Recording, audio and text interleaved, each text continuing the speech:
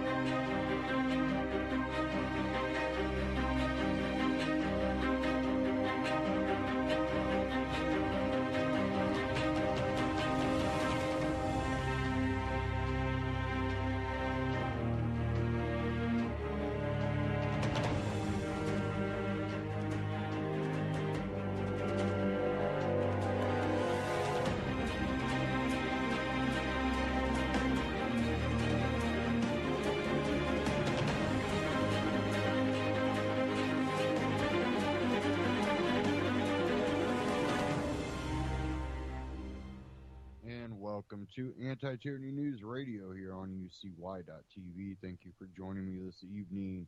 We're going to dive into a little bit of news. We're also going to kind of, all the mainstream media likes to do their, best of 2016. I'll cover a couple things that I've seen through 2016 that I think were... in a way funny and sent a message to at the same time. We'll cover that. I also want to go ahead and dive into a Ron Paul Liberty Report. And this is something I've talked about for a while. Government-backed student loans. I've talked about that a little bit on the side, but it goes along with the whole college thing. My outlook has been that college has been very watered down, where everybody goes to college, except college doesn't help everybody get a good job.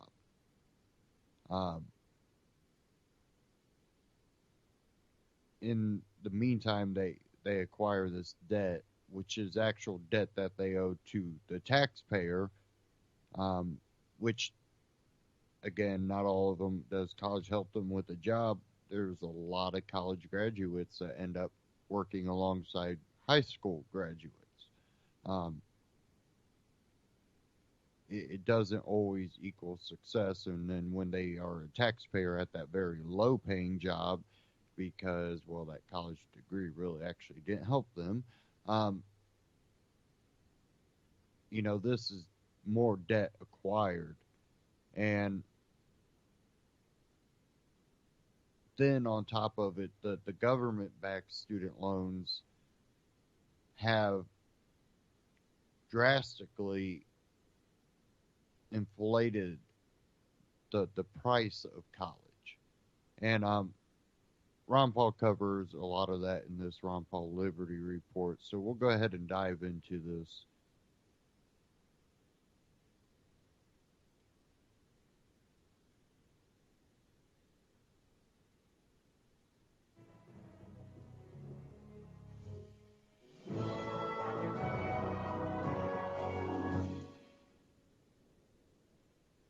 Hello, everybody, and thank you for tuning in to the Liberty Report.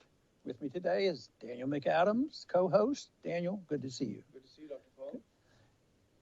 I saw an article today on Zero Hedge having to do with education, and we've talked about education before, but this was interesting because, the question is will our kids and the young people now find it worthwhile to go to college? Some people argue in the case that you shouldn't go to college, but I can't see how that would work. But there's something wrong with our college for for people to be so disgusted. And this story on Zero Hedge came out. It says college student earns a 4.0 GPA, and he drops out.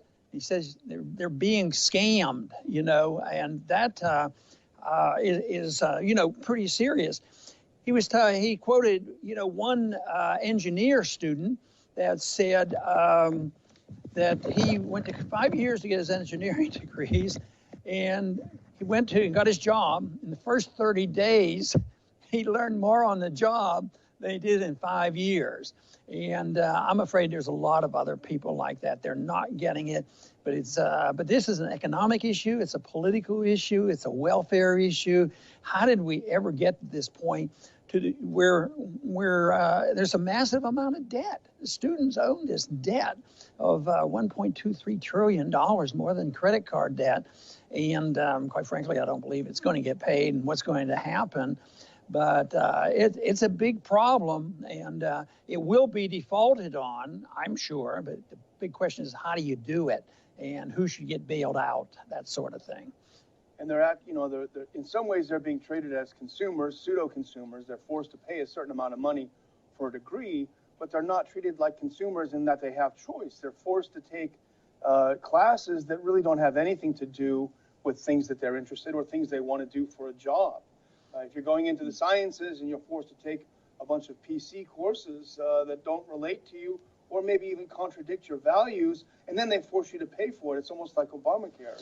Well, the saying goes, if you subsidize something, you get more of it. But if you subsidize bad education or encourage bad education or you encourage debt, things get much worse. So if you look at the inflation rate of college education, what the professors make, how much the students have to pay, and how much money they have to borrow, it's just outrageous. Then you add it into the factors you were mentioning, that the kids don't get the right education.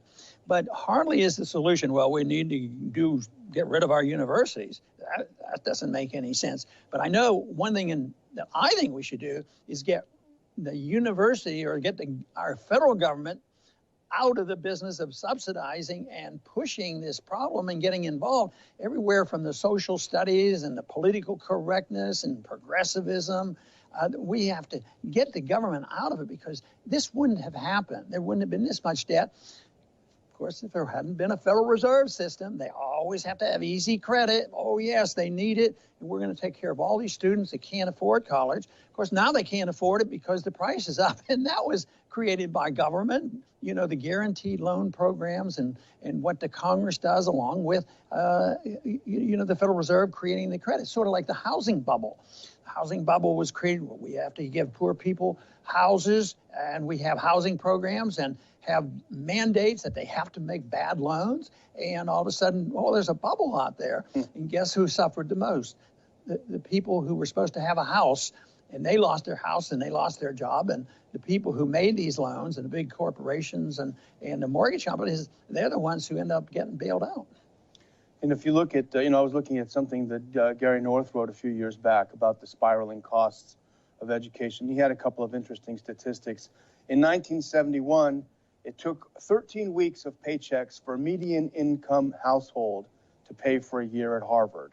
If you work 13 weeks, that would be the equivalent of a year's. Now it would take an entire year of median income paycheck to pay for 1 year of Harvard. That's a huge inflation in cost. And that, of course, is created by the inflation, but it's also combined with a lousy education. The whole thing. They go and they don't learn. I don't think they learn good history. I don't think they learn a good economic policy. Matter of fact, most professors teach the economic theory that debt is not that big a problem.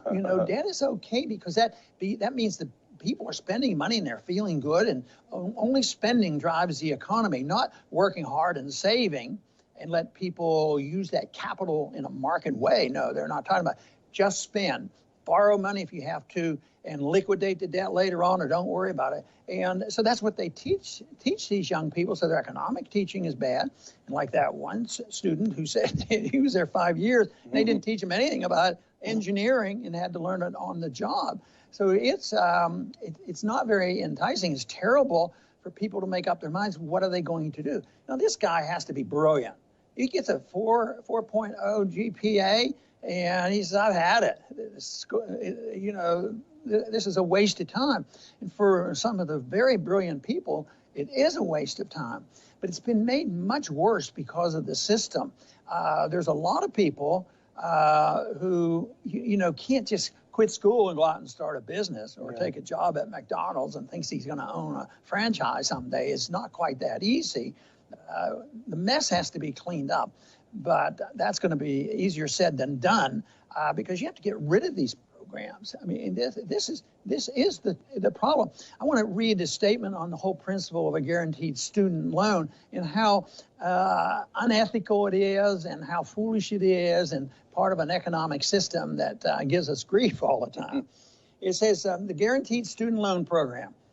If a borrower defaults on a guaranteed loan, the federal government pays the bank and takes over the loan. Good for the bank. The federal government pays approximately 97% of the principal balance to the lender. At that point, the federal government owns the loan and the right to collect payments on the loan. Well, I was reading some of the advertisements that are still on the internet.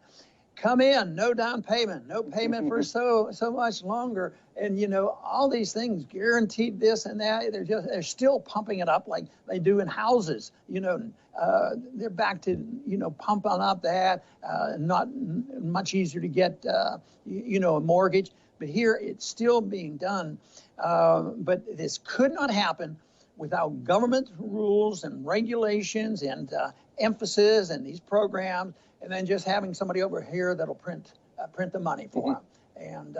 And nobody seems to understand that has a lot to do with bureaucracy, individuals not getting taught in school, the quality of education is down. So it's a miserable system. And like I said, it's not going to be easy to say, well, okay, if you agree, just drop out and read on the internet. You can get an education, which they can for some people. But I've always believed, governments to some degree has always been involved in our education throughout our history, but it was usually local. And if something is local, like a community college or something, we happen to have a pretty darn good community college here, where Dow Chemical and a couple other chemical companies, they have an influence. They donate money, and they need people interested in chemistry and engineering and welding. And that school produces, percentage-wise, I think more people that can go out and get a job than some others. But if you go to some of these fancy universities, they're into political correctness, cultural things, and what I don't understand, maybe you have a thought on this, is why do the trustees go along with this when they're demonstrations, and they're so outrageous demonstration. A lot of it's done based on fake stories and everything. But it seems like, the presidents of the university go, yeah, this is great stuff. We like this. And it's just so destructive to the environment. And the trustees, they hardly say anything. When the trustees get excited? When their football team isn't winning. So indirectly, because of this money flowing into college, it sort of helps the athletic department too. But they're more concerned about the athletic department than they are about a good education. Well, take University of California, for example. Once was a shining light of university systems. Now the chancellor is Janet Napolitano, a failed bureaucrat. And, my old alma mater, Berkeley, a couple of months ago, was in the news because students of a far left-wing group blocked Sather Gate, and they blocked the entrance to the classrooms, and they said, white people cannot pass.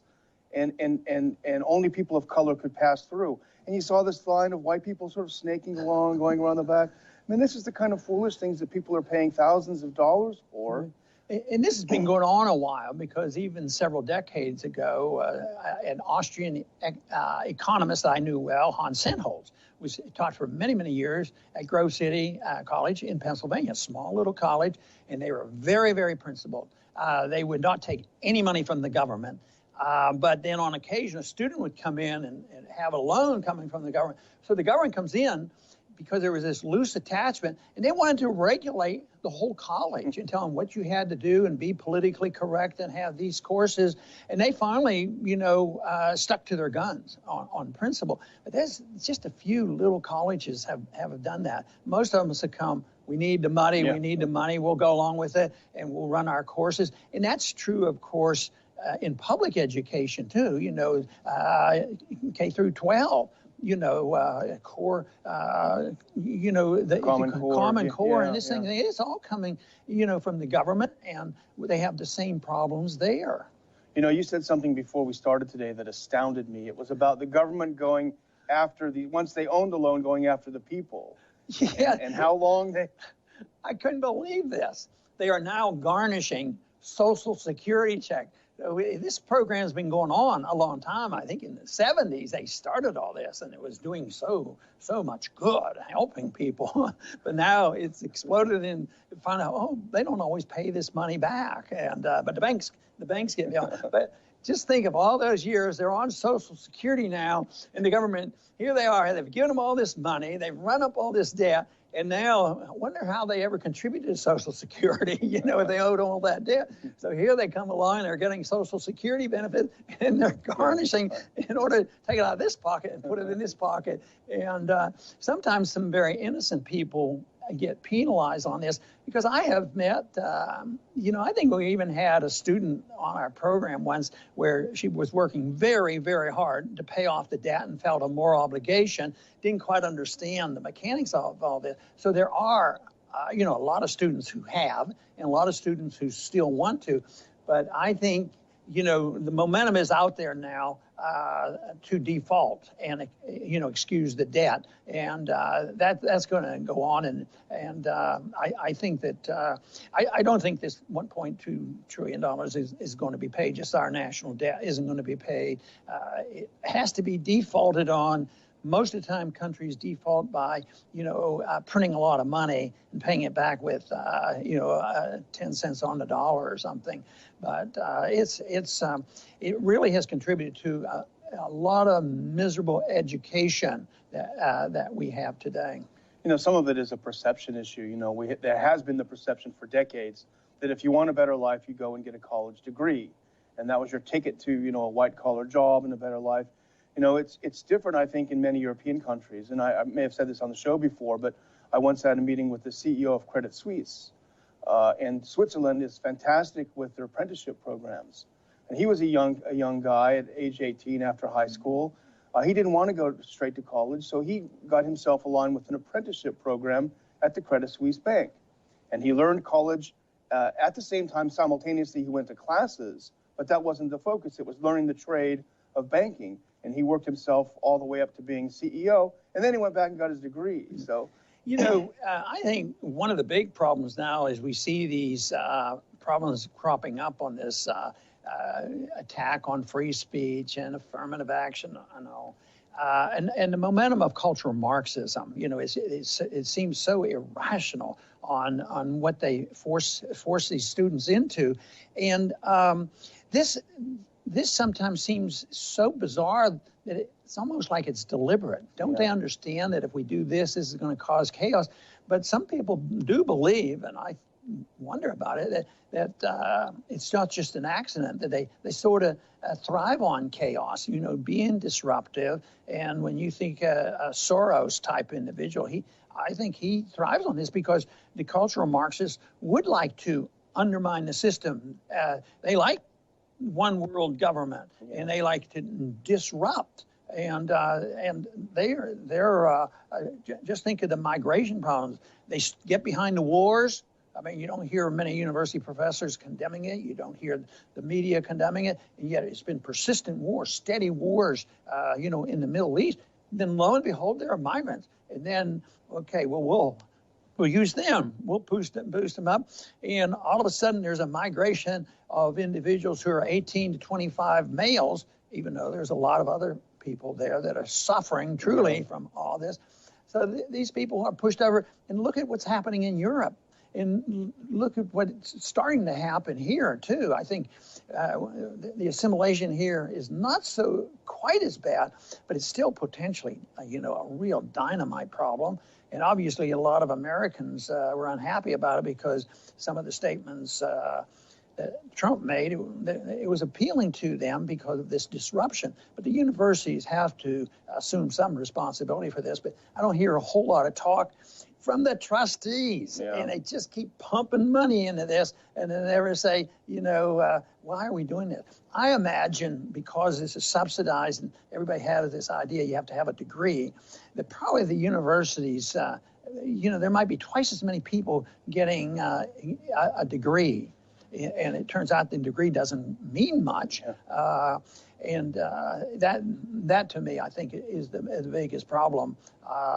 And of course, in a free market, a free society, I mean, in our early history, most of the universities, I went to a school, as well as my brothers did, to a school that was church-oriented. It was started by a church. And there were universities like that, and they're still sort of attached, but they're always taken over by the government one way or the other. It's worrisome, but as you say, if the market does take over, there will be alternatives, and maybe the internet will provide more alternatives for people who don't want to spend $200,000 on a useless degree. Boy, that's for sure. I want to thank everybody for tuning in today to the Liberty Report. My guess is that this problem with our universities, the poor education, the high costs, and the excessive debt, it's going to be here for a little while, and because it is ingrained in a system that's been around here and a reflection of a progressive era that's been going on for 100 years, but it's out of control in education, at least for the 30 or 40 years. Matter of fact, it was in the Eisenhower administration when we had HEW come in, and it keeps getting worse and bigger. And I imagine it's just like so many other things that we'd like to end. Whether it's the military-industrial complex or all the terrible things in foreign policy, I've always assumed that, we're not going to get sanity in Washington very soon, and we're not going to gradually work our way out of it because the politics of it are so difficult, but it'll end when we no longer can afford it.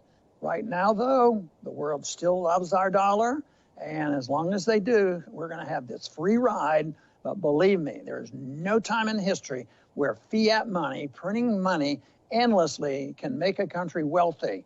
And we already know about half our country is not as wealthy as the other half, causing this resentment that was reflected in the campaign.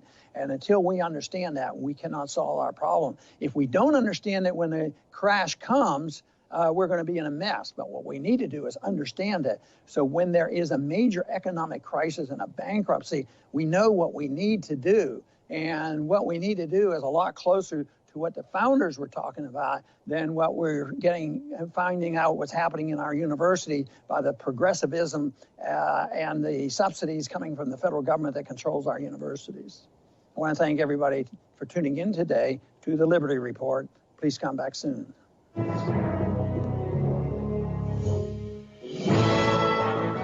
Ron Paul Liberty Report, RonPaulLibertyReport.com, and Ron Paul Liberty Report on YouTube. Check them out, subscribe. Now, that's a whole nother thing when we even start looking at the socialist rhetoric that is propagated in the college systems. Definitely when it comes to, the economic system, the political system, and, subsidizing college. And then on top of it, college professors promoting how government should subsidize much more. And then having a failed Keynesian economic policy and monetary policy that really, if you look at where our economy is right now, a lot of it is based on that. And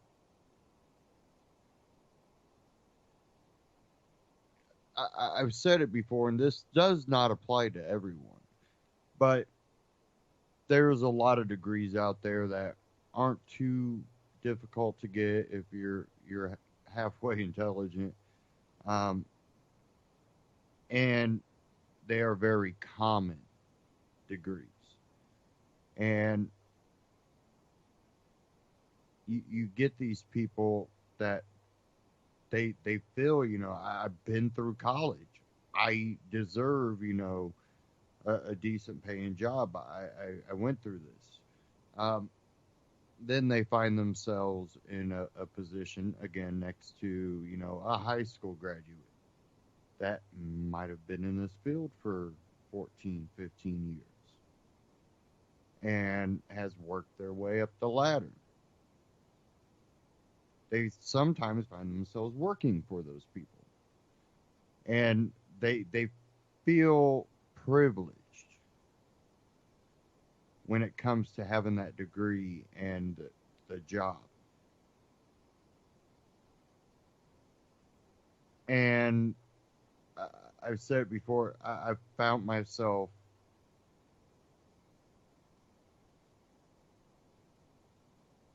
disliking the college graduate over the high school graduate for the simple fact the high school graduate has had to prove himself and has had to learn on the job and tends to know what they're doing, and they have a drive. They go, hey, I don't have a college degree, I have to work twice as hard. They already have that mentality. Versus a lot of the college graduates, at least, in the ones that get hired in the lower positions, that, they don't have some major degree. Like I've said before, there's some things that people should go to college for, and there's some things that I think is better off left learning, in an apprenticeship. College does not do anything to help. Um, but these people tend to get fired quicker, and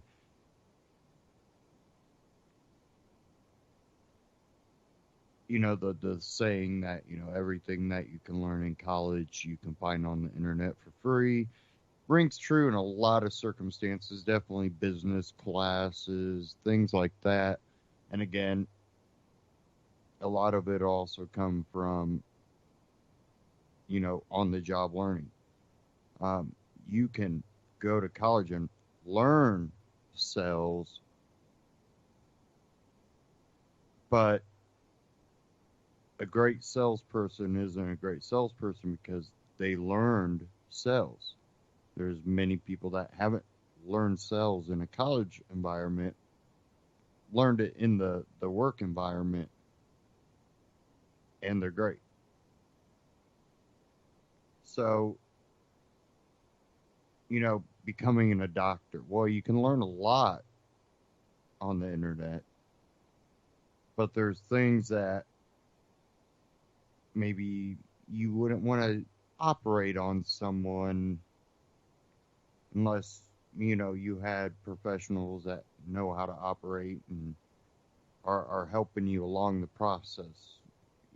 Maybe that's not something you want to learn on the internet. So, you know, college shouldn't be for everyone. And the subsidy thing is something that kind of prevents that reality from sinking in, because, well, you gotta have a college degree and then you're guaranteed a loan.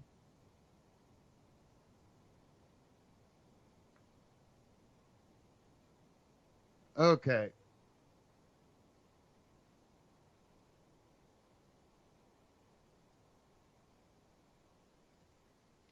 I'm gonna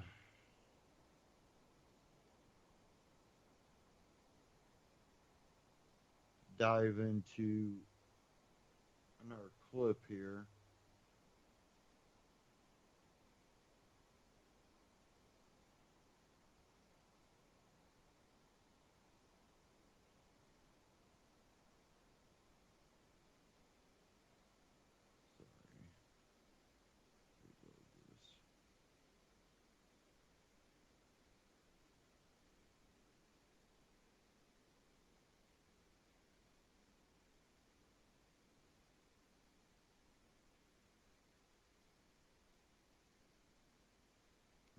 just restarted my browser. This isn't working out too well here. Okay, here we go.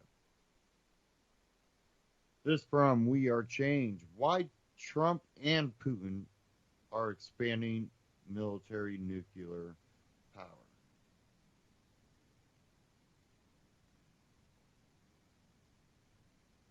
Here we go. Or nuclear weapons, should I say.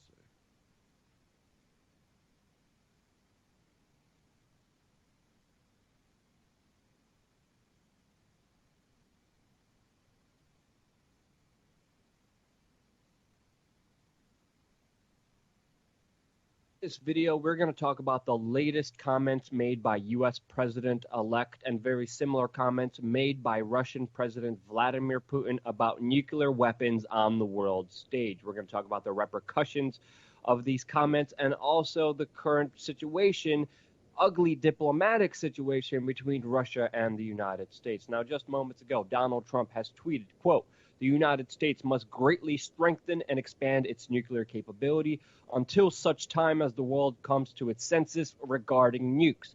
Now, many people are pointing to that last bit in that statement saying the world comes to its senses, pointing that it was an external factor, an external force that made him come to this conclusion and justifies the expansion of nuclear capabilities by the United States. Now, these statements by Donald Trump came right after Vladimir Putin made very similar statements after meeting with his defense ministers. Vladimir Putin said that he would expand not only his military capabilities, but also his nuclear capabilities. Donald Trump then met with his foreign policy advisors and then sent out that tweet. As we know, Donald Trump does believe that the Russians have more capabilities than the United States does when it comes to nuclear weapons. And the Russians have been modernizing and expanding their military. Many military experts are saying that Russians were using the current conflict in Syria as a live fire training drill. And even the Russians admitted themselves that they were able to test 162 new modern armaments because of the Syrian conflict. The Russians have launched 71,000 strikes in Syria, killing 35,000 rebels and radical Islamic terrorists who are going after Bashar al-Assad inside of Syria. The Russians have also publicly said that they have successfully tested a missile that could cripple U.S. satellites. Now, why did the Russians come out publicly with this? Why are they posturing so strongly with their military and their capabilities against the United States right now? Well, of course, Barack Obama and this current establishment and administration is not helping the situation. As we know, right before Barack Obama went on vacation, he vows retaliation against the Russians for allegedly hacking the U.S. elections. Now, as we know, the Russians came back with a response saying, you know what, show us the evidence. Shut up or show us and prove what you're saying. But if you're really in tune with what's happening around globally, especially with foreign policy all around the world, you would understand that everyone spies on everybody. The United States, including Barack Obama, spies on Angela Merkel. The Germans spy on the United States. The Russians spy on Germans spy on them. The Chinese spy on everybody. It's a whole new cyber warfare that we're dealing with, and we're seeing a soft kind of war being engaged even with allies online digitally, because information is key in war, in conflict, in foreign policy. The more you know, the better you're off in making decisions, and that's why governments spy and hack each other all the freaking time. So this is nothing new. But the United States came back and issued more new sanctions against Russia. Sanctions that have been crippling the Russian economy and the rupee. And the Russians are, of course, very angered by that. And because of that, the Russians are saying that they are freezing off any ties with the United States and keeping communication at a bare minimum. We're getting reports that nearly all levels of dialogue with the United States have been frozen from the Kremlin spokesperson, Dmitry Peskov.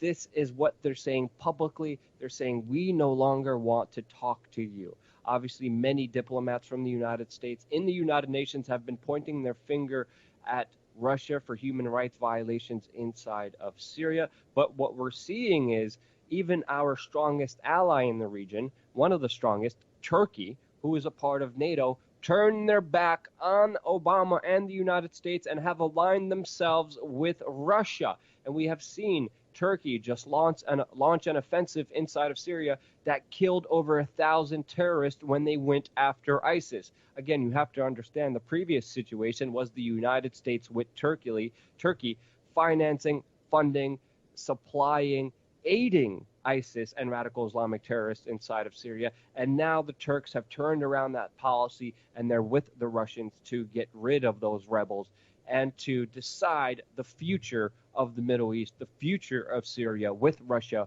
with Iran. And we're seeing the United States being excluded from this major decision as we're speaking right now. The Russians, Iranians, and Turkish government forces are sitting down at the table deciding what happens next, while the horrible U.S. foreign policies that escalated this conflict in grand proportions, with so many people saying actually created this horrible situation inside of Syria, they're excluded. They're no longer treated as even worthy to talk to. Trump's statements are extremely important, and so are Vladimir Putin. Will the situation calm down when Donald Trump takes office? We will only see. And to get that news, stay here, subscribe to this YouTube channel. You got to hit the bell button because of YouTube's stupid algorithm now. But subscribe to this YouTube channel. We're going to be up to date on the latest foreign policy news, keeping you in the know of what's happening all around the world. And we can only do that because we are beholden to you, because we are financed by you on resources like patreon.com/wearechange. Consider making a donation, consider being a contributor, and consider voting with your dollar, spreading information and news that the people need to hear, not this other bullcrap garbage where they're talking about airplanes and getting kicked off airplanes and all this other malarkey bull hooey that has no relevant care in your existence. These two super global world powers talking about expanding their nuclear capabilities. Yeah, that's news. We Are Change. We Are Change on YouTube. WeAreChange.org. Subscribe on YouTube. Now, a lot of talk has been on nuclear powers lately because, well, a lot of people have also claimed, this seems like another Cold War here. But I look at it more like we've been in a world war for a while, and a lot of it just hasn't been playing out militarily. Most of it has not been militarily. And when you see the amount that has been, Iraq, Afghanistan, Syria, Libya, you start seeing the bigger picture. You always know that military comes after the fact. So what's been done behind the scenes, hacking, all this, we've known about the hacking for a very long time. Remember the movie Hackers that had Angelina Jolie in it? Hacking was something that was known to be able to be done. It's been around. But now all of a sudden it's a big thing. Well, it's because, world powers are fighting each other right now. And they want control of the grid. They want control of the information. They want control of the propaganda, so they can fight this world war. And I think they kind of ignored the internet to an extent for a while. For the past, decade, they've been paying pretty good attention. But there for a while, they ignored the internet.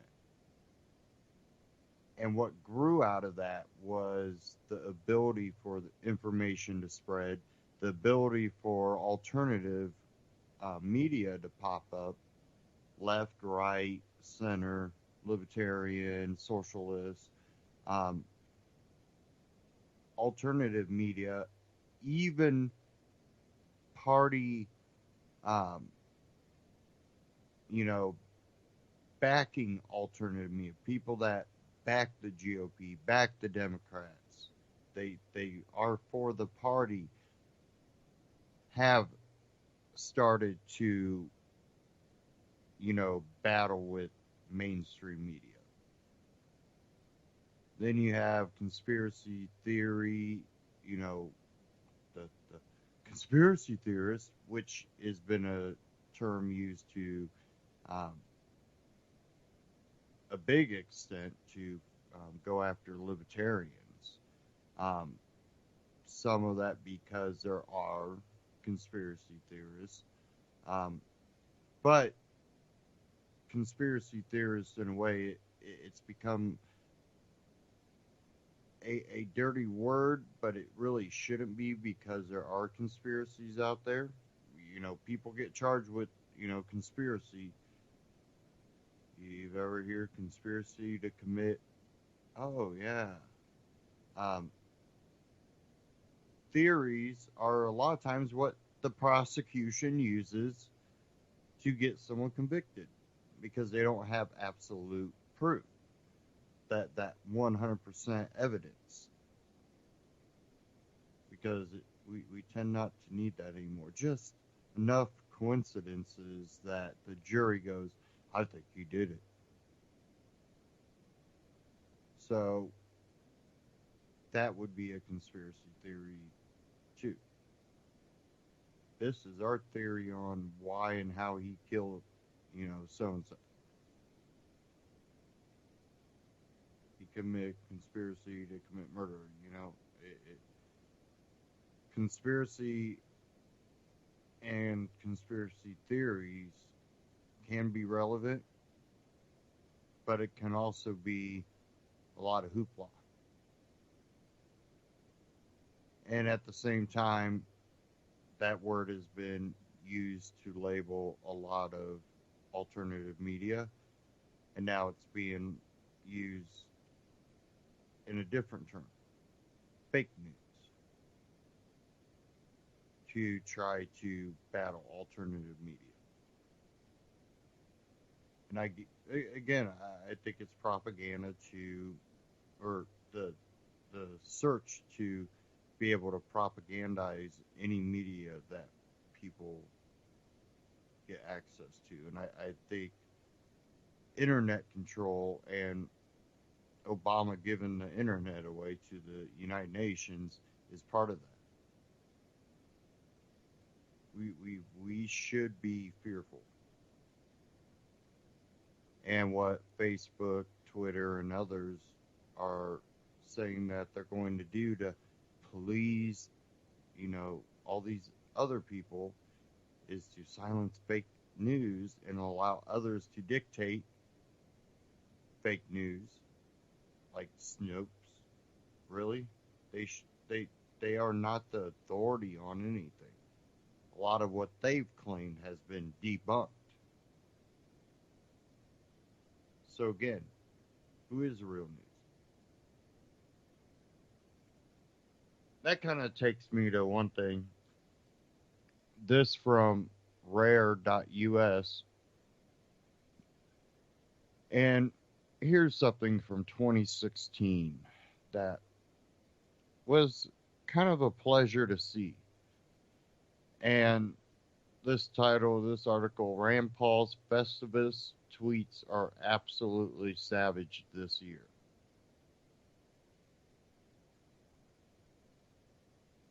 And as long as this doesn't freeze up on me, I'll be good. Each year he's been in office, Senator Rand Paul has taken to Twitter for annual Festivus airing of grievances, a tradition for the made-up Seinfeld holiday. Says here, Senator Rand Paul, good morning, Seinfeld fans, and happy Festivus everywhere. Today I'll have my annual airing of grievances. Join me here throughout the day. This year's airing by the senator has been especially brutal. Here's Paul on the Trump cabinet. On the media and fake news, Festivus is real media, so don't try to fact check it. And Onion is more accurate than Brian Williams report. New administration is looking good. Haven't seen this many billionaires in one place since I staked out Bilderbergs with Alex Jones. Good times. On potential Supreme Court picks, Senator Rand Paul. On the positive note, since that exchange at Cory Booker and I have worked on many criminal justice bills, proving Festivus brings us all together. My other colleagues at Senator Mike Lee and Ted Cruz are rumored to be on the Supreme Court shortlist. Survivor CBS is going to be so nerdy this year.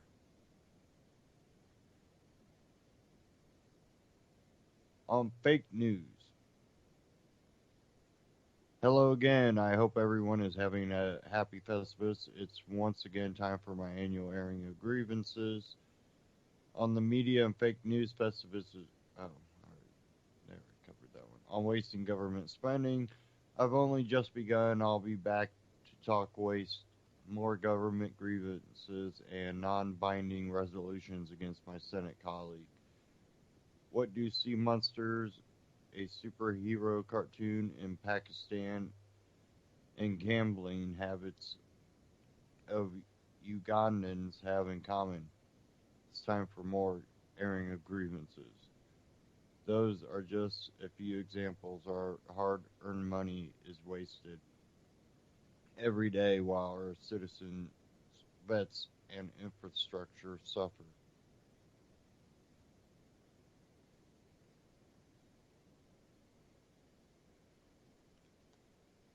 We've got a lot of problems with how our tax dollars are spent, and you only heard about some, but I'm not done yet. And there's some graphics you can check out. This again is at rare.us. Representative Dave Bratt enjoyed himself. If you want to see some of the ways our federal government wastes tax dollars, take a look at Rand Paul's airing of grievances.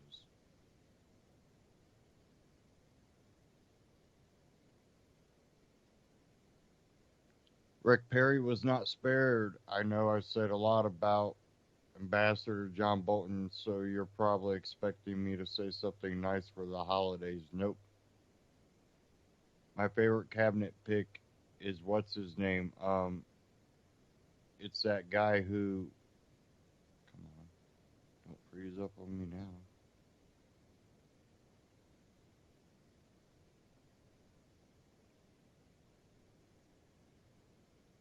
This is why I get tired of people putting all these ads on their websites. Way too many ads. You got so much running on my computer that these ads just start weighing down and crash browser. Again, you can check that out at rare.us.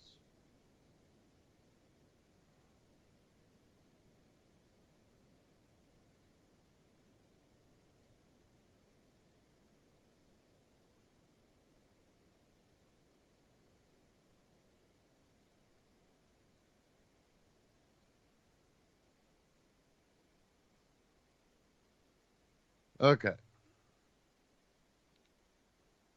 We're getting close to the top of the hour.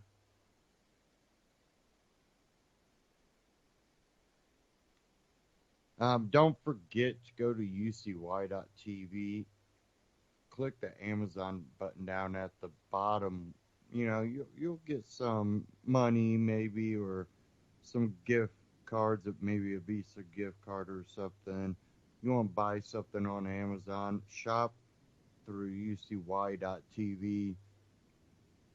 And when you do that, UCY gets a little kickback, help cover operating costs, and at the same time, you get the same great deals, same great shipping rates, and it's no extra cost to you. It's just a way to also help UCY cover operating costs. So shop Amazon through UCY.tv.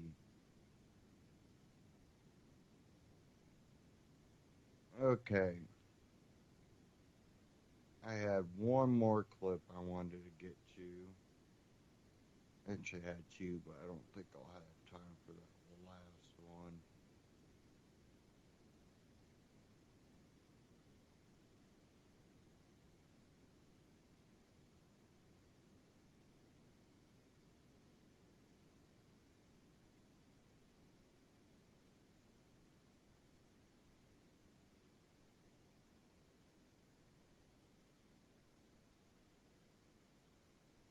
Now, oh, come on. Sorry, guys. Of course, it wants to screw up here.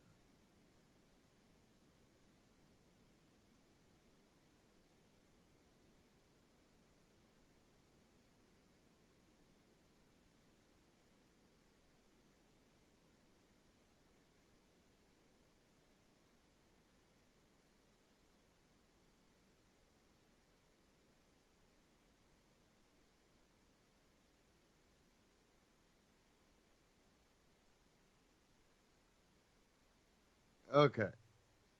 With all the talk of Aleppo and, Syria, and I think Syria has been one of the scars on 2016. Um, and then we get the propaganda from the mainstream and our government on what they want us to know and believe is going on in Syria. Um, and really now openly talk about Assad's got to go, but that's the problem. We're trying to overthrow government. That's none of our business.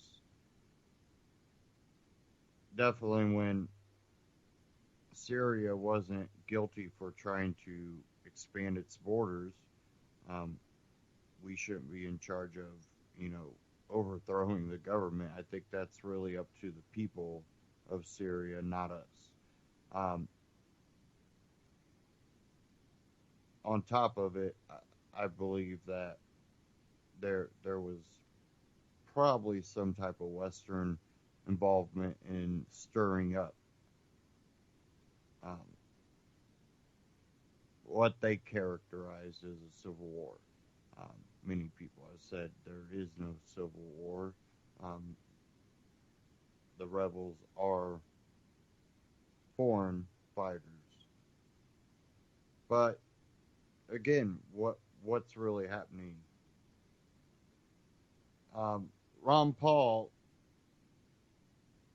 talks with Vanessa Beeley about Aleppo and getting real news from Aleppo with Vanessa Beeley. So let's go ahead and cue that up.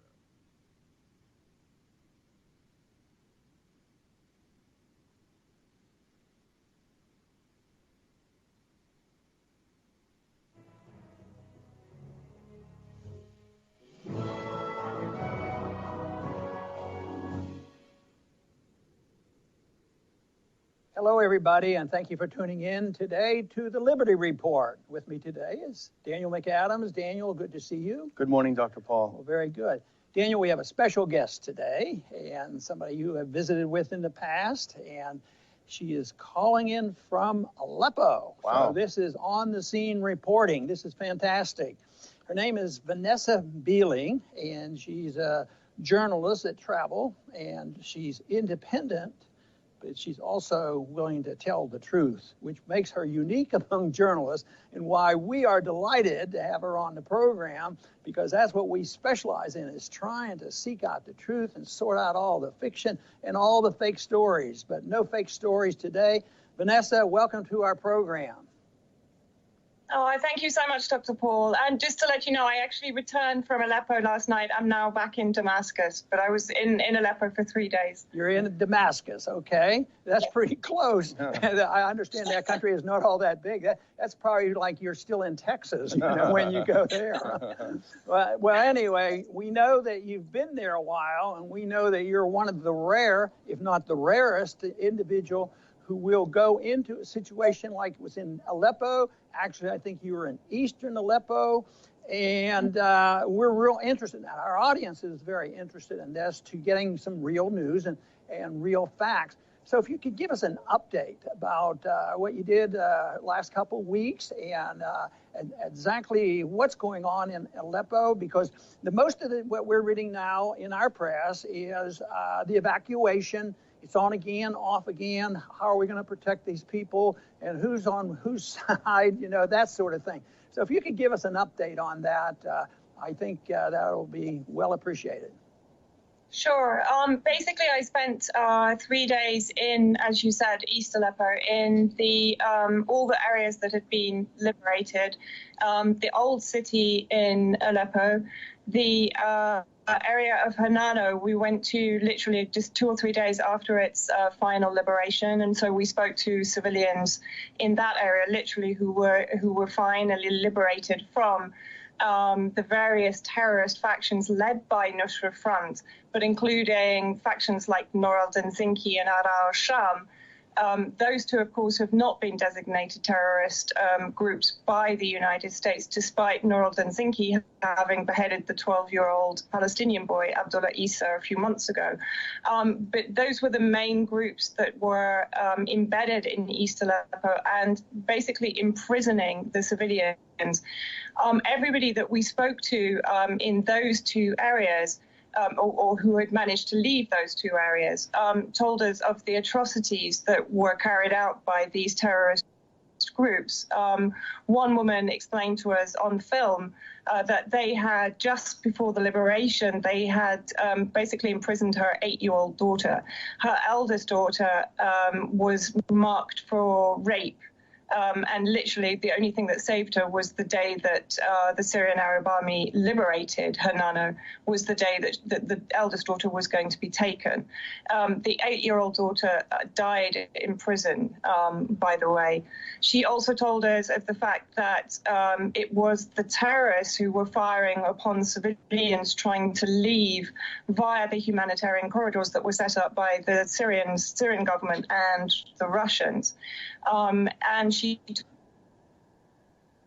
told a woman in particular who was trying to escape, fell on the floor.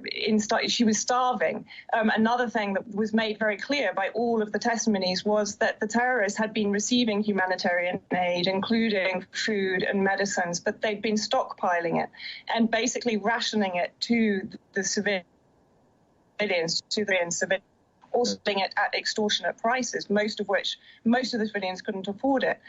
This particular woman fell on her knees in front of the terrorists and she begged for food, and they shot her in the mouth. This was only one story of the horrendous atrocities that we were told about, of summary executions if anybody expressed any allegiance to the Syrian government or even to the Syrian army. Of the Syrian Arab Army, if they were discovered, they were summarily executed by the terrorist factions. Schools were taken over and used as weapon stores or as training grounds or Sharia courtrooms by the terrorists. In fact, we were approached by the director of one of the schools in Hanano, who very proudly said to us that only 3 days after the liberation, volunteers had cleaned out the school and they were going to welcome children back into it in the next sort of 24 hours. He showed us around the school. He showed us the Nusra flags that had been left there, the graffiti on the wall, the bullet holes in the courtyard where they'd been using it for weapons training, and also where the fights had taken place. Another thing to be very clear about, particularly in Hanano, the damage to the buildings was very much in line with ground fighting, not the aerial bombing that everybody has been amplifying, particularly in Western media. The buildings were not collapsed from the roof down, which is what you would see under a bombing campaign. They were basically holed by mortar fire or shell fire. And in fact, many of the civilians told us that the terrorists had been using chemical weapons on the civilians in West Aleppo, but also in East Aleppo. So these incredible testimonies that are pouring out with the liberated people of these areas are completely undermining the mainstream media narrative for the last 4 years. And I think that is why we're seeing at the moment this incredible, almost hysteria from Western media, sort of ramping up these incredible stories of Syrian Arab Army executions. Now, one very big point I want to make here, in Hanano in particular, we met with Syrian Arab Army soldiers who actually had family in Hanano. They hadn't seen them for 5 years during the occupation by the terrorist factions. These guys were extremely emotional to be able to, one, see their families again, but also to be able to return to their homes. So I would ask anybody to explain why Syrian Arab Army, exactly the same as the United States Army, who have family across Syria, would be executing their own family in the area that they grew up in, where they spent their childhood, where they went to school, where their families have lived all their lives. It makes, it's an obscene report that is being disseminated to the public at the moment. It's obscene. Vanessa, Daniel has a question here for you. I was going to say, Vanessa, this may shock you, but the news we're getting here from Western sources is slightly different than what you're telling us, as I would say probably diametrically opposed. They talk about death squads roaming around, army death squads, people desperately burning their belongings so they're not looted before they escape. What kinds of sources are they using? Where are they getting these stories from that really do dominate the Western coverage? Well, I mean, this is another extraordinary thing, Daniel. We've covered the white helmets in the previous program. Very interesting. All of the civilians that I spoke to, both in Hanano and in Jibrin, which was almost the collecting center for people leaving the eastern districts to come and register to undergo a sort of a medical examination, none of these civilians had received any medical treatment from the terrorists in the 4 years of their imprisonment. This is a very important point to make, because we've heard time and time and time again about the last hospital, the last doctor, the last activist, the last everything. And the narrative has been very much the Syrian and Russian bombing of hospitals. But these hospitals, from all the testimony that we're receiving across all the eastern districts, were occupied by terrorist factions. They were used only to treat terrorists. No medicine was made available for the civilians, and no civilians were treated. Even one woman showed me a bullet that had gone through her hand and lodged in her hand and had caused an awful scar. And she said basically she'd never dared go to the hospital to be treated because she was so terrified of what the terrorists would do to her and her family had she gone. And this is only one of the testimonies. I have to stress this. It's one after another. And the very interesting thing, I asked all of these civilians if they knew of the white helmets, if they had come across them. All of them said no, they had never seen them. One person said to me, yes, he knew of the civil defense, but he said they were the civil defense of the terrorist groups. He said they didn't treat civilians. Now, Lizzie Phelan of RT interviewed civilians in the same areas as I did in the last few days, and she actually received testimony that the white helmets had actually left people under the rubble to die. And there was one man who told them that the white helmets had killed his daughter when he took her into the hospital. Now, none of these stories obviously have been fully corroborated, but when you're receiving 90% of the testimony is telling you that, one, the white helmets did not operate in eastern Aleppo, two, the hospitals were occupied solely and exclusively by terrorists and were only treating terrorists, and that medicines were, I mean, this reduces the mainstream media narrative, the UN narrative, and the US government and the UK government narrative down to absolute obscenity.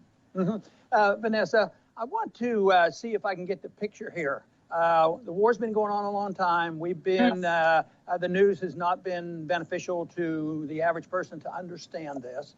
You're describing a real mess over there and tragedy and a description of us not getting the message. But to me, a significant event has occurred. Aleppo has been taken over by the Syrian government. And of course, that indicates that our side, the American side, isn't doing so well. But how significant is this? Are you getting to the point where saying, you know, this is major, this is beneficial, this is the road to peace, this is we can look forward to it. Is this just a little blip going in the right direction, or is this a major change where you can expect significant changes throughout the whole country of Syria? Yeah, I mean, honestly, the victory of the Syrian government in liberating and retaking Aleppo is huge. Symbolically, Aleppo, for me, represented exactly what is happening in Syria as a whole. 75% of Aleppo in West Aleppo had been dehumanized, marginalized, and ignored by the mainstream media and by the Western governments. And the 25% of Aleppo, which was majority foreign militants and terrorist groups, was being amplified by the media and our governments. And this is exactly what is happening in Syria. The majority voice is being ignored in favor of those who are supporting U.S. intervention and U.S. Regime change objectives inside Syria. So the liberation of Aleppo and the unifying again of East and West back into one homogeneous city, and the repairing of links between East and West in Aleppo is huge. And it's a massive seismic paradigm shift, because it has exposed the Western media as the charlatans they are. It has exposed our governments for exactly the objectives that they have in Syria and how they're trying to achieve it. You know, we've seen the British, primarily British-funded shadow state project, particularly the White Helmets, being exposed again as frauds and liars and potential murderers from the testimony that we're getting. Right. This is enormous. Daniel has a follow-up. Yeah, this is something that unfortunately I'm sure you have to deal with. Dr. Paul had to deal with it for all the wars that he opposes. You know, and it's never asked of the mainstream journalists, but, you know, I do follow you on social media, and you do have, believe it or not, you have a lot of detractors. And they say that, you are Assad's... She's doing her job right. You're Assad's mouthpiece. You're doing the business of Assad. You're on his payroll. All of these sorts of things that are flung at people. What do you say to people who say that about you as a journalist? It's pretty unusual to have a journalist in the area. Yeah, I mean, you know, as soon as an attack becomes ad hominem, I feel that they've lost the argument.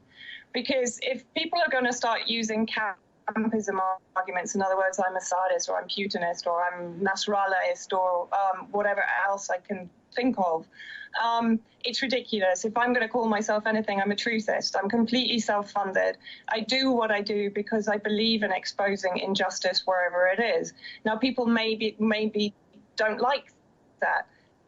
You know, it makes them feel threatened, and maybe they're projecting their own sellout to whatever faction that's involved in this regime change operation inside Syria.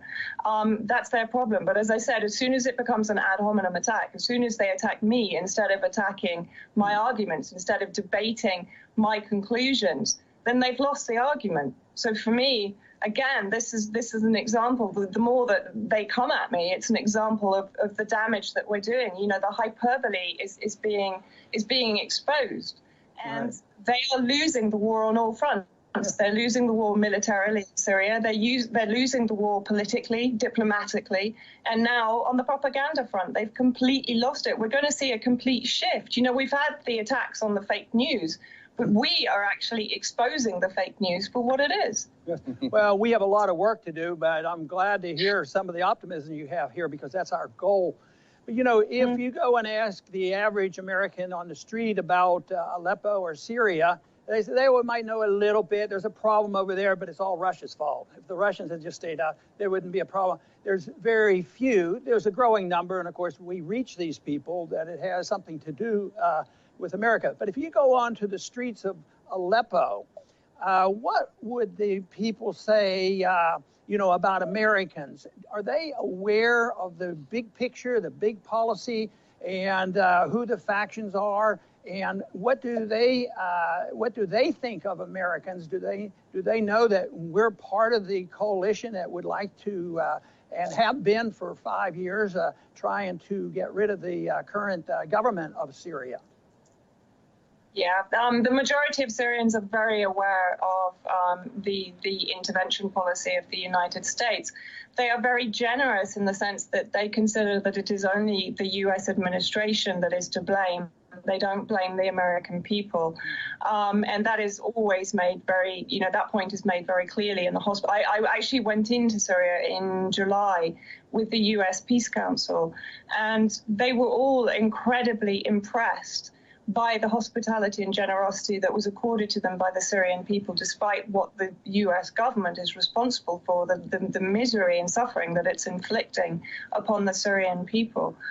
So from that perspective, there was a lot of optimism when Hillary Clinton was not elected, because I think there was a lot of fear that had she been elected, we would pretty much be going to war, or certainly we'd be way closer to the brink of it than we are at the moment with Trump.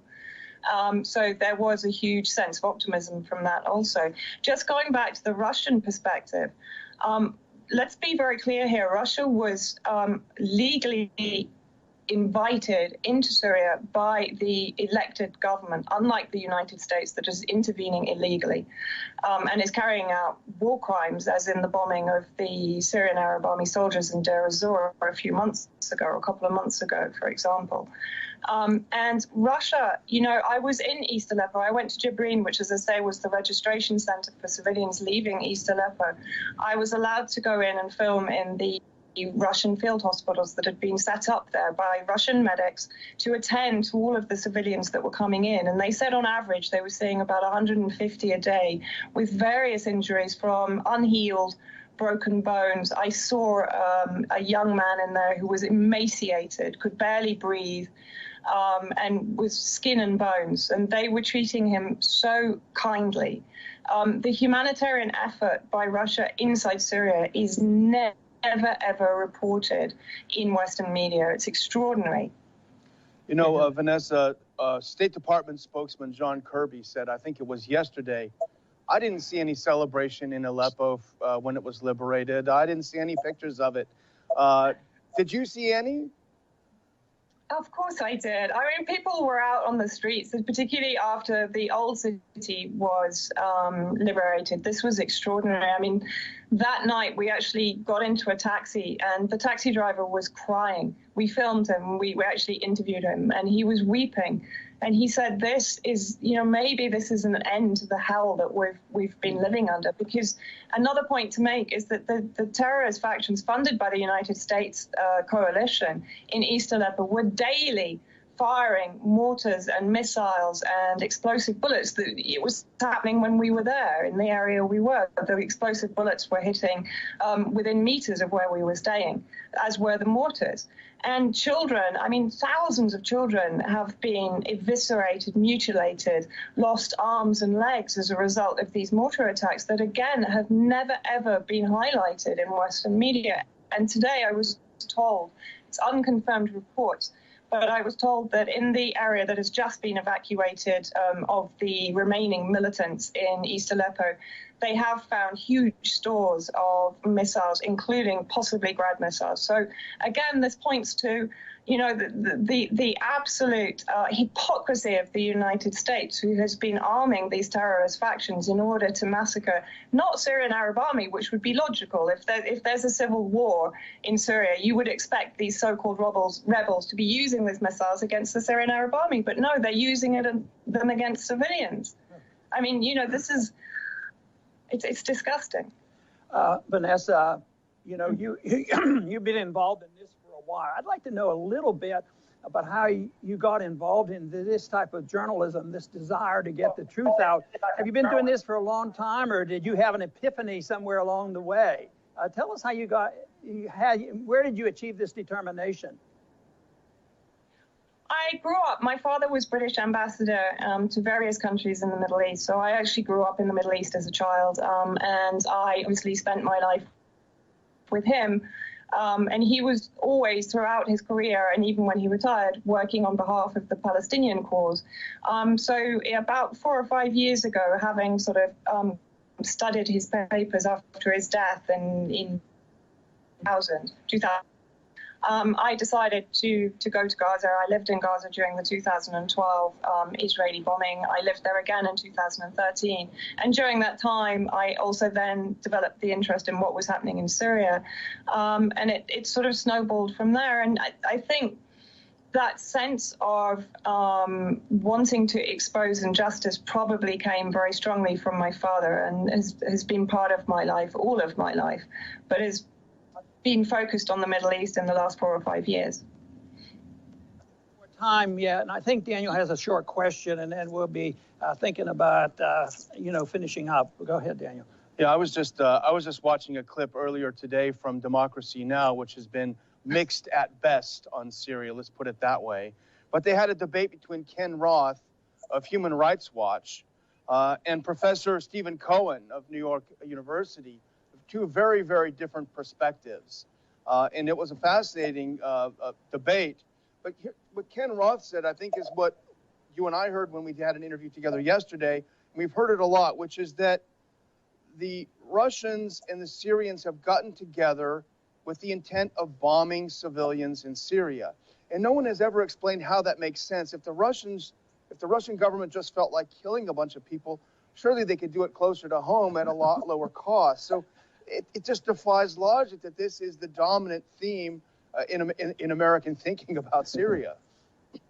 Well, exactly, Daniel. And if the Syrian government's intent were to bomb its own civilians, why is it not continuing to do that now that the militants have been evacuated? Instead, it's taken in around 95,000 civilians from East Aleppo in the last few weeks, all of whom have been registered, all of whom have been medically treated, all of whom have been either reunited with their families in West Aleppo or sent into the internally displaced people camps to be then moved on to housing until their homes can be rebuilt. I mean, we've seen, again, when I was in Aleppo, I saw tremendous projects going on to rebuild the areas that have been liberated almost immediately. We saw diggers and earth movers out clearing up the streets in Hanano. We saw the schools, as I mentioned, being opened again so children could get back into education, an education that they've been deprived of by the terrorist factions for the last 4 years. And across Aleppo and across Syria, we see this all the time. In areas where which have been liberated from terrorist occupation, we see massive efforts from the Syrian state to rebuild, to rehome. There's a reason that 90% of IDPs, internally displaced people, which is over 6 million, have headed for government-held areas. Now, if the government were to be bombing its own people, why is it then taking in the people that the U.S. claims it's bombing into government-held areas? It sort of beggars belief. It so defies logic and rationale. Vanessa, this has been great. It's so delightful to have somebody answering some of these fake news stories and getting some real news. And you may be the only one, if there are more, there aren't very many, to really get some news out here, which is trying to level with the people of the world, not just our audience, to level with people on what's going on. So we want to really thank you for this. But I want to ask you another one short question is, you said you're self-funded, and I don't know whether you take donations or not, but you're free to give an address out, and because I would encourage people to support your efforts, because if people want to deal with fake news, they need to help people like you to get the real news out. Could you give us a little information on that? That's very kind of you, Dr. Paul. Yes, actually, I do have a donation button on my blog page, which is thewallwillfall.org. If people would like to donate, I mean, I literally do self-fund. I sort of gave up pretty much everything at the beginning of this year to be able to focus on doing what I do. Another thing that I'd like to point out, a very dear colleague of mine, another very brave journalist, Ava Bartlett, is currently touring the United States, speaking on her time in Aleppo and Syria during this year. She's spent extensive time, as I have, in Aleppo and the rest of Syria. So if anybody is in the areas that she's speaking in, please do go and see her. She's also an amazing truth bringer. Wonderful. And I'm sure Daniel will join me in this in thanking you very much for being with us and helping us get a message out, which we think is so important. Thank you. Thank you so much, both of you. And I want to thank our audience for being with us today. I consider this a very important program because our goal is to get real news out there and try to counteract the mainstream media. But she gave us a lot of information about what's really going on in Syria, especially in Aleppo. And it's not removed. If you look at most of the news story, they come from Beirut. It's not that they might have a glimpse on what's going on in Beirut, but let me tell you, it's nothing like spending time on the ground in East Aleppo and talking to these people and sorting out who was doing the killing and the fighting and having an honest assessment. So I want to thank our audience very much for joining us today, and please come back to the Ron Paul Liberty Report soon.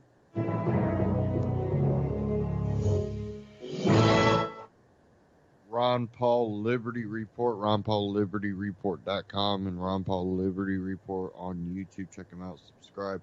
And now, not saying that, Russia's right and everything. I don't think Russia should be involved, but at least they are allies with the Syrian government rather than just people that are funding foreign mercenaries, basically. Now,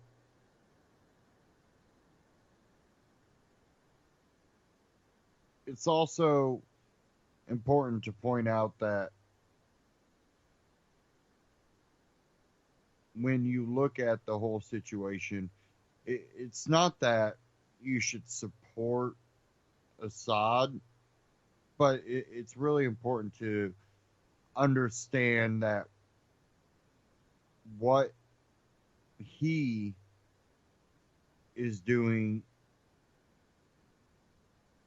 leaves more people better off than the ISIS and all that. And we keep saying, oh, we're fighting ISIS, we're only supporting rebel groups. Well, the rebel groups tend out to be fighting with ISIS or are ISIS or a affiliate of Al Qaeda ISIS. It's all the same, and it's just constant propaganda.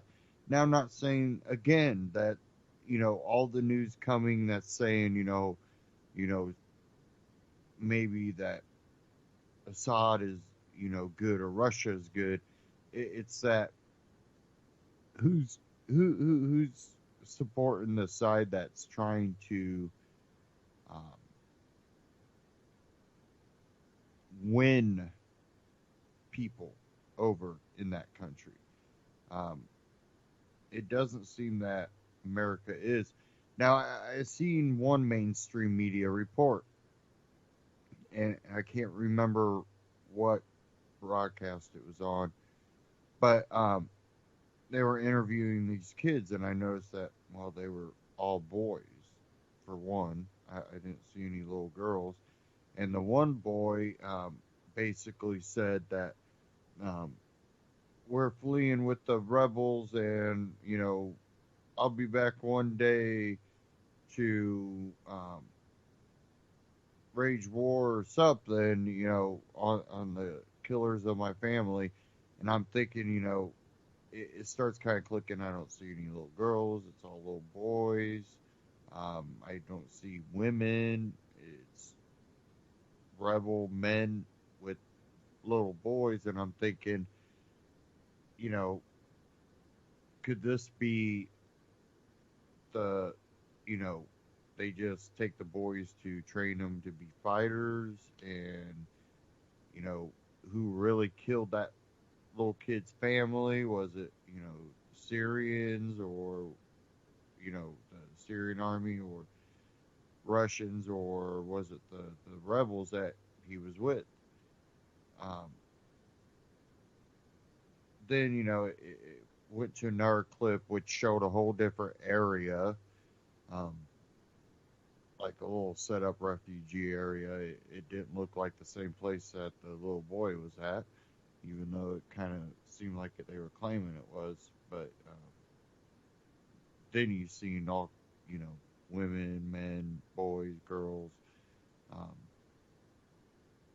it seemed like propaganda to me right off the bat when I started kind of analyzing all that. So, again, I'm not a supporter of any side, but the problem is our government's involved.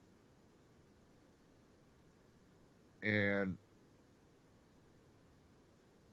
I don't want the government, in the name of me, out there being involved in this when I don't believe what they're telling me.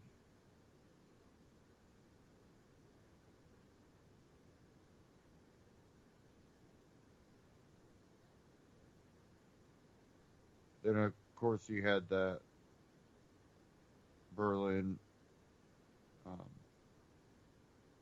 incident.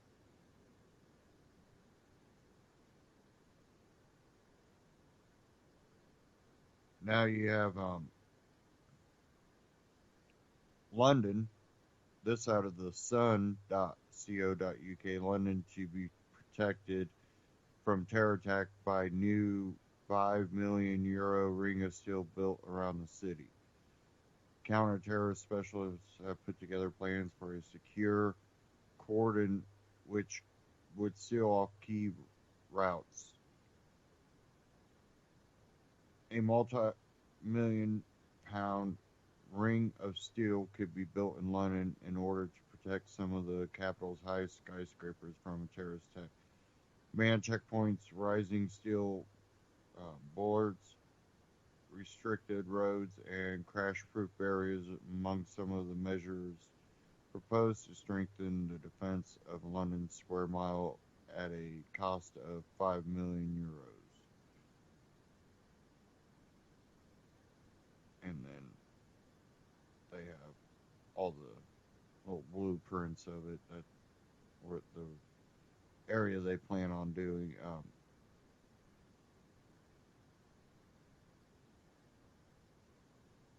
We have governments that are involved overseas, and for Europe, you know nearby, um, and then they go, well, we have to take all the refugees. Well, the West tends to be supporting these radicals, so we also get some of the radical refugees. Um, it becomes a thing that we've created a issue that now their answer is more police state. And you'll see that here in America.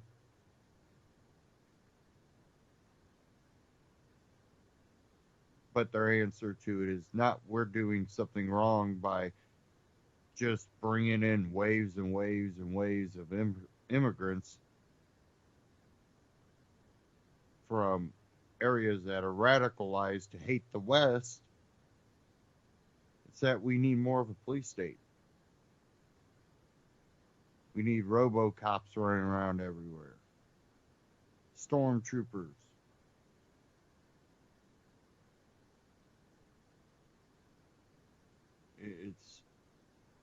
It's ridiculous, and it's typical of these governments. And it's funny, it tends to be all the Western governments. Kind of interesting. Um,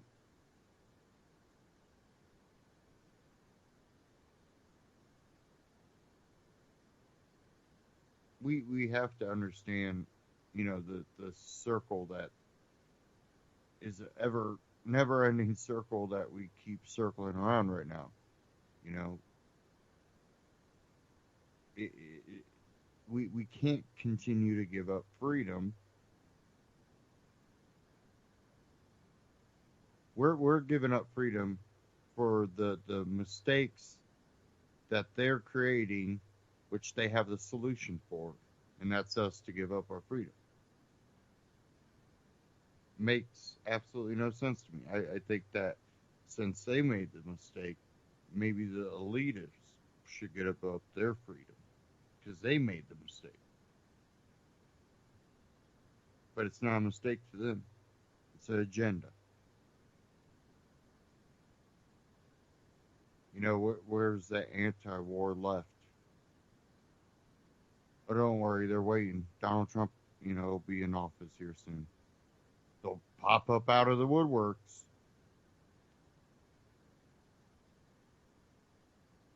But I don't think many of us will be fooled again to, join with them, even though you want to. But you were willing to do it this whole time Obama was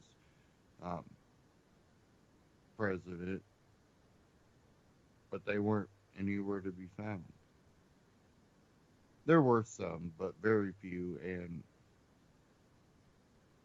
half of them wouldn't ever work with a libertarian or anybody they consider right wing. They were strictly left. The other half never made enough of a fuss.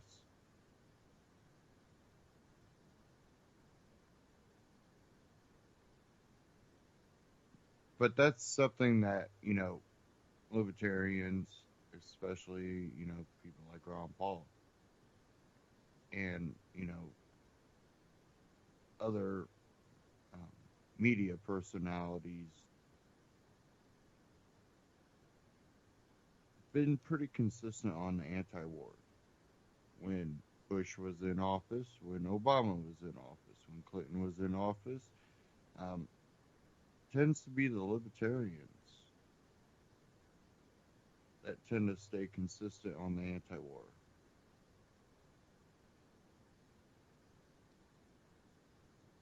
The libertarians tend to be the ones that are consistent on personal freedom, whether it leans right or left. Well, that personal freedom is something that the left enjoys, so since I'm right, I can't support that personal freedom. It's a personal freedom. You support them or you don't.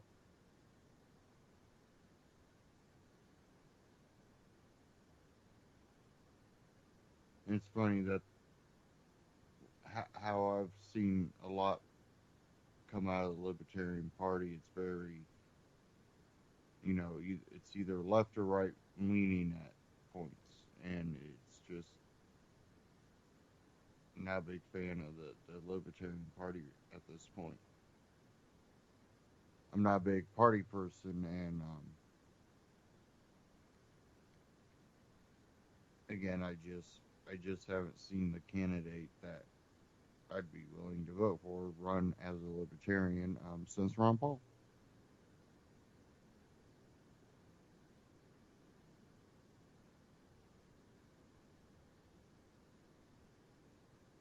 Now, there's been a few that I think have been somewhat closer than maybe a Gary Johnson to a libertarian philosophy.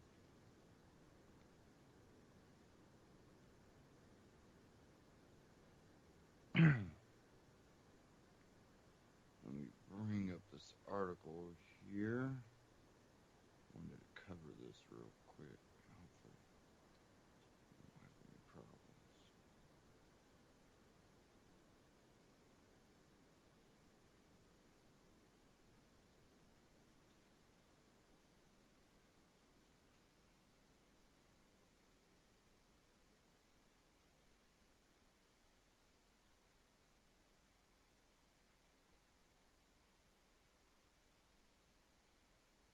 And of course, I got fans wanting to kick in overdrive on my computers here.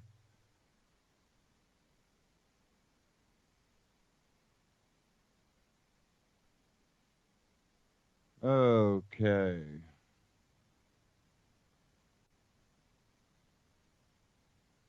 Now, I have an article, more news related, and then also I have a must read here from Reason.com, the best books, films, music, and television of 2016. Let me get this article loaded up here.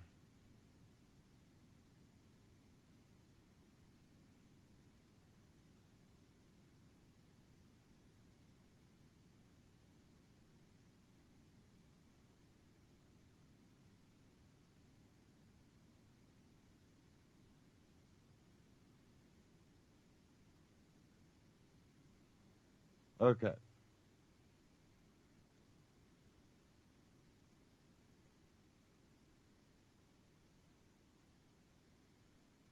This is Texas is a model for a more libertarian, more diverse America.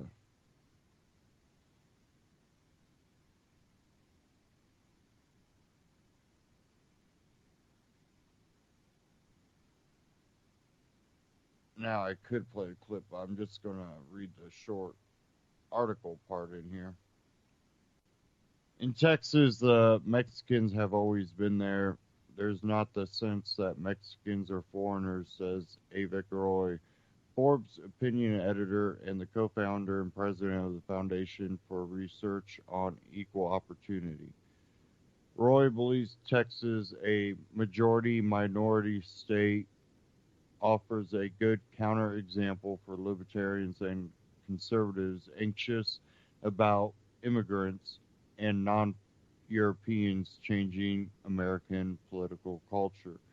Lone Star State is not only doing very well economically, says Roy, there's a sense of inclusion that doesn't exist in many other states.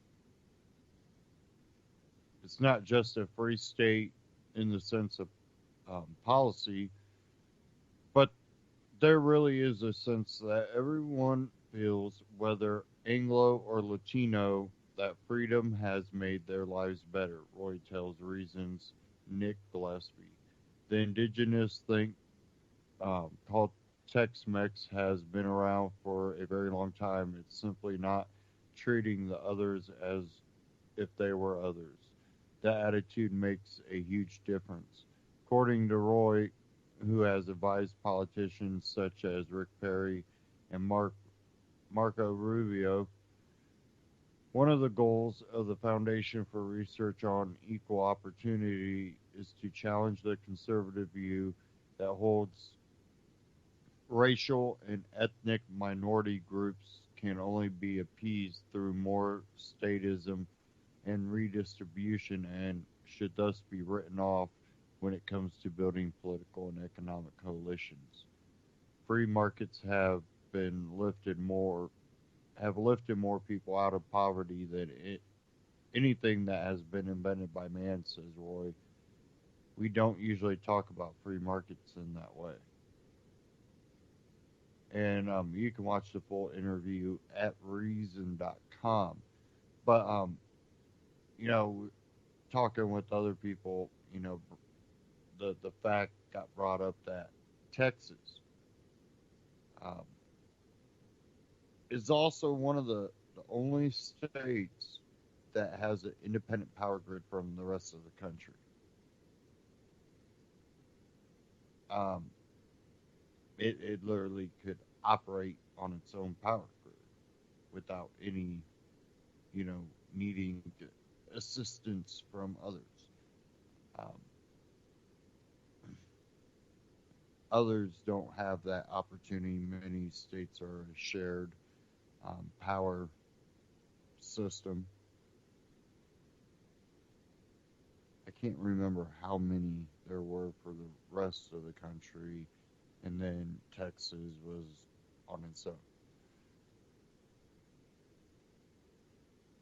But, you know, being from Texas, I was born there. I didn't live there a long period of my life, but I do remember Texas, and it was very diverse. I remember, being young and, um, you know, Mexicans, well, I call them Americans, but Latino, Hispanic people. I remember Asian people. It really was diverse, and the economy in Texas has done very, very well for a long period of time. And that's why I was born in Texas, was because um, my parents had moved to Texas. Many of my friends' parents moved to Texas. There was like an exodus at one point to Texas, and there still tends to be a lot of people I know that have moved down to Texas at least and come back. And I know one person that plans on moving back to Texas. And it's not that, you know, there is an opportunity here in Indiana. They said, Indiana is one of the better states. But Texas just has much more opportunity. So, again, you know, Texas tends to have a lot going for it. And I do believe there's also a lot that other states really should learn from Texas. But we have way too much of a political game being played and a cultural, game being played.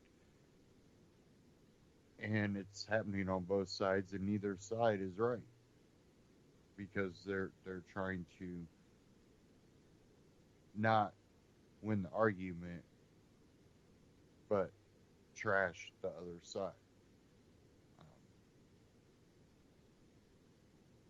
Now we finally have people going, well, we should come together now. Once Trump's president, we should just come together.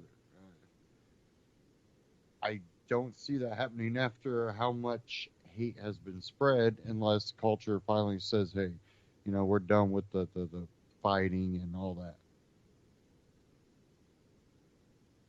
I would like to see it, but will we?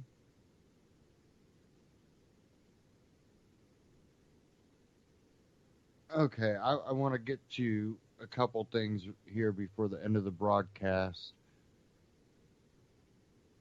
from Reason.com. This one, best books, films, music, and television of 2016. As the year drew to a close, we asked Reason's staff to select some of the best books, movies, and other media released in 2016. Our pick ranged from a novel about economic collapse to a sitcom about aliens, from a book about cocktails to a film about Hannah Arendt. Dig in, Jesse Walker. Eric Boehm, reporter with um, Painkillers, former Gaslight anthem singer Brian Fallon leads his Springsteen meets the replacement roots for a folksy rock exploration of failed relationships, nostalgic romances, and the freedom that comes with letting go of the past, even if you'll never be rid of it. You can't make me whole. I have to do that on my own. Fallon sings on the album's introspective closing number, a reference in um, equal parts to his recent divorce and the breakup of his band. The simple Americana arrangements here put Fallon's skills as a songwriter, and here's one of the best out there right now. Um, I'm just going to name these off. Vita Act, um, Activa, a documentary by the Israeli director Ada Utzfitz. Um,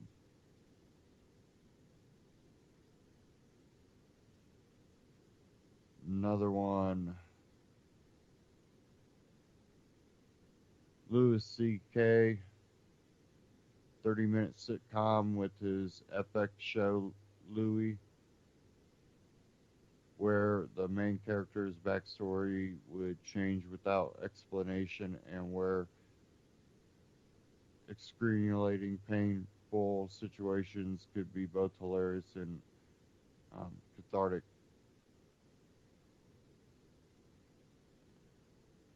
The War on Alcohol, W. Norton. If you're worried about how odd assortments of special interests can radically reshape the size, scope, and spending of government in a relatively short period of time, you need to read Lisa McGirr's um, The War on Alcohol, Foundation, and the Rise of the American State.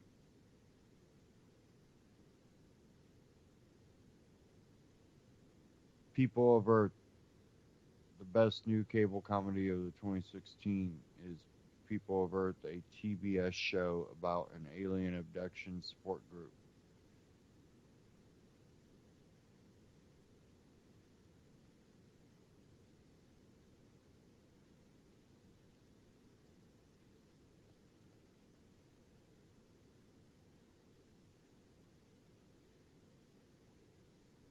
Okay, sorry, there's 2 pages.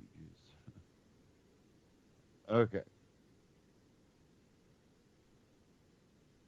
The Mandibles isn't exactly light holiday reading. It's dystopian, literary, lit, I'm sorry, literary fiction set during and after a near future economic apocalypse in which a global pissing match combined with overwhelming U.S. debt results in the dollar no longer being the global reserve currency. So, yeah, not the feel good book of the year. It is, however, a very good book of the year, and the reasons readers should almost certainly read it. And that's The Mandibles by author Lionel Shriver.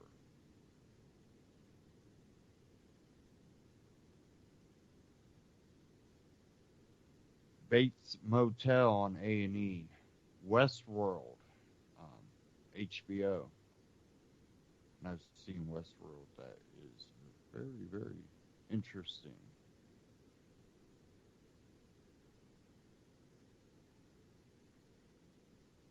A proper drink 30 years ago when most American bars could barely mix a decent Manhattan. The world cocktail referred to any fruity, sugary concoction tossed together behind a bar. Today, the country is in the midst of a full-scale craft cocktail revival. Lost drinks are being brought back into circulation for the first time in decades, and new classics are being invented by legions of knowledgeable and creative bartenders all over the country. The Americans on FX. Those are all pretty interesting. A lot of those I've seen or read or heard about, and I think that is a pretty good collection. I do want to check out the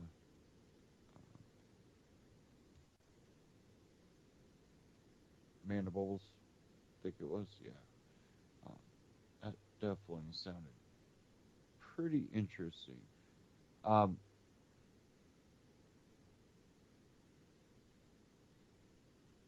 from a lot of you heard about MTV's White Guy Resolutions 2017. It was pulled eventually, but the repercussions are still falling out about that. There is an article you can check out about how that might just earn Trump a second term, and check that out on Reason.com from Nick Gillespie.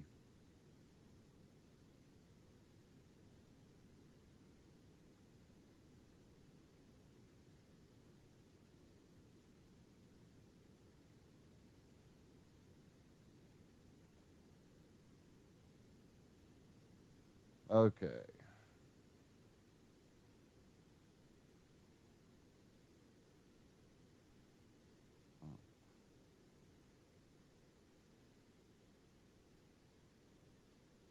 hopefully after New Year, I will have my new machine so I can get rid of all these problems I've been having. Upgrading here, again, that takes a little bit of money to do. Um, Definitely the setup that I've created. Um,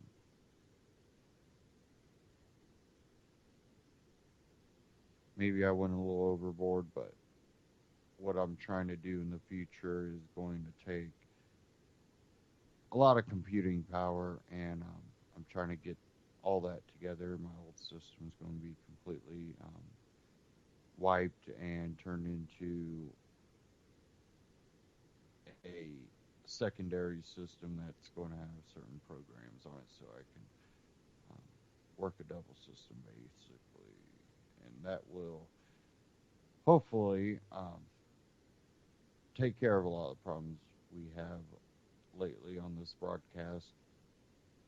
Honestly, I think a lot of it has to do with a lot of the Windows updates that eventually came along, and because I am someone that clears my caches and all that stuff, so I shouldn't have as many problems as I am.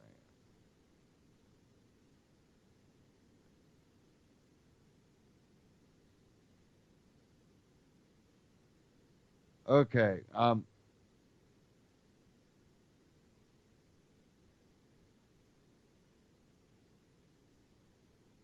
course this is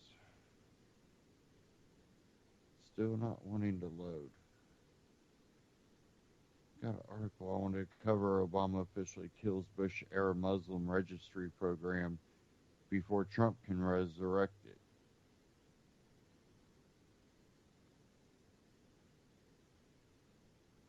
It just doesn't want to load. There, maybe.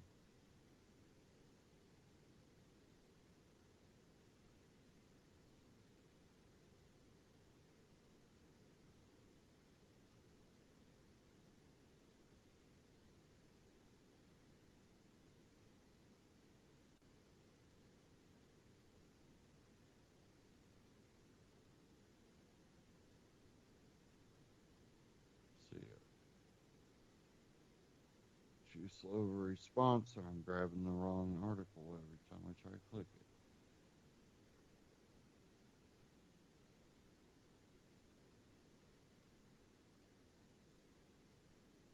Here we go. He didn't close Guantanamo Bay, end American drone strikes on foreign countries, or roll back the surveillance operations created after 9/11. But less than a month before leaving office, President Barack Obama killed at least one civil liberties violation program from the George W. Bush era. The Obama administration on Thursday officially shuttered the National Security Entry Exit Registration System, or NSEERS, from 2002 until 2011. NSEERS required visitors from 25 high-risk countries, 24 of them were in the Middle East. North Korea was the other, to register with the U.S. Department of Homeland Security, undergo interrogations and fingerprinting when they entered the United States, and periodically check in at a government office while they were here. While it was operational, some 93,000 immigrants were put through the NSEERS program without a single one being convicted of any terrorism charges. The poor track record caused the Obama administration to put the NSEERS program into hibernation in 2011. Thursday's action, though somewhat symbolic because the program hasn't really existed for more than 5 years, was important because it makes it more difficult for the incoming Trump administration to resurrect NSEERS. As I wrote last month, members of Trump's transaction team were reportedly considering using the registration program as a way to meet the Donald's campaign promise to implement extreme vetting for Muslim immigrants. Chris Kobach, Kansas Secretary of State and Immigration Hardner, serving on Trump's transition team, helped develop Sears as a member of Bush's Department of Justice. According to the New York Times, the White House's decision to end the registry is among the actions being taken in the final weeks of the administration that could prevent or at least slow what Democrats fear may be a swift rollback of President Obama's efforts on immigration and climate change.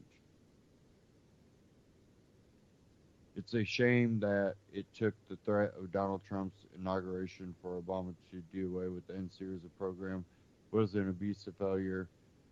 According to the ACLU, Sears singled out immigrant men and boys from designated countries for extraordinary registration requirements with DHS, ranging from an extra half hour of screening on arrival through tracking of whereabouts while in the United States to limitations on points of departure. The scale profiling was something not seen in the United States since the Japanese-American internment camps during World War II and Operation Wetback Deportations to Mexico in the 1950s. It's not hard to figure out why the program failed to identify any potential terrorists. It was by nature targeting only law-abiding immigrants as reasons. Shikaya or something, Mia wrote last year, expecting terrorists to voluntarily stroll to an immigration office to be fingerprinted and ID'd is absurd. So you could check that article out at reason.com, read the rest of it there. And again, that was titled Obama Officially Kills Bush-Era Muslim Registry Program Before Trump Can Resurrect It. Now, I think it's kind of absurd to think that would stop him. Could Donald Trump just write a new executive order? Or was it done in a way to maybe erase records?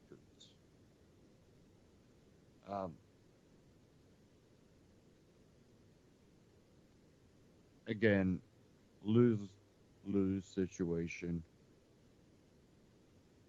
I think we can't be just creating extremists and then immigrating them into our society, nor do I believe in our government controlling borders. I think private property should be your borders. Hey, this is my property, don't cross the line.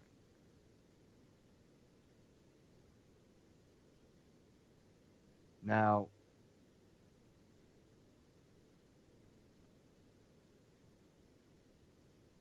we have Christmas right around the corner. If you don't celebrate Christmas, a different holiday, or you don't celebrate really as a religious holiday, any way you look at it,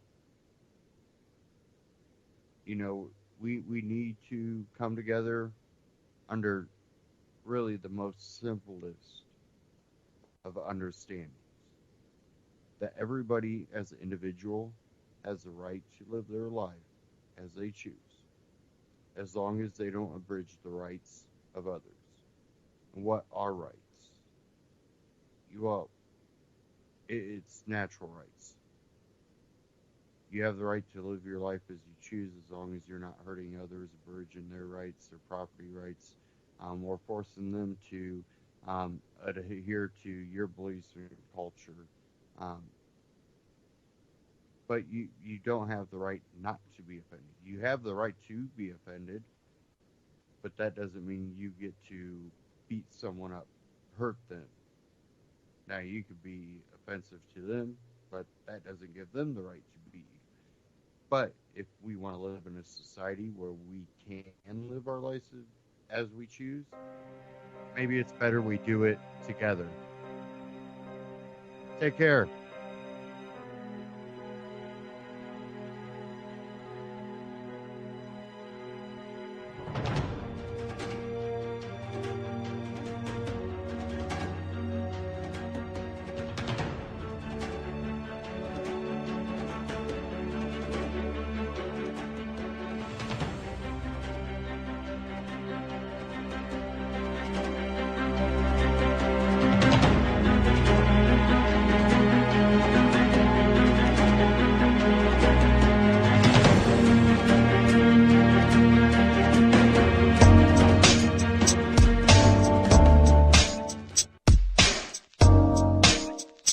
JJ Inc.